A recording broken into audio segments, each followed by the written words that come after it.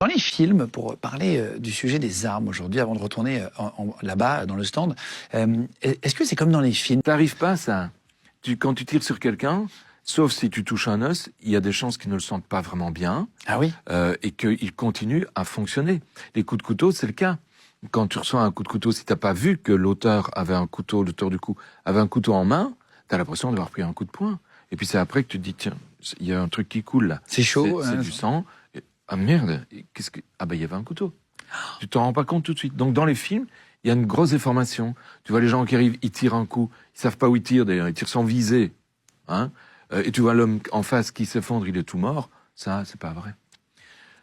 T'as des gens qui arrivent, par exemple, aux urgences, ils ont reçu un coup de couteau, ils s'effondrent devant le box des urgences. Et pourtant, ils sont arrivés jusque-là. L'adrénaline les a tenus. Et puis, malheureusement, ils ont perdu du sang pendant tout le trajet. Et puis, devant le box des urgences, l'adrénaline ne tient plus, ce qui veut dire que la pression chute, ils tombent dans les pommes. Ça arrive régulièrement. Tant que tu es sous adrénaline, il y a des choses que tu sens pas. Lors des guerres, lors de combats ou lors de combats de rue, tu vois des gens qui prennent des coups de feu, ils ont même des fractures éventuellement aux membres, ils continuent à courir, ils continuent à fonctionner, c'est l'adrénaline. Et puis à un moment donné, pouf, ils s'effondrent parce qu'ils n'ont plus de sang. Et que l'adrénaline ne parvient pas à combler, en augmentant la pression, ne parvient pas à combler le manque de sang.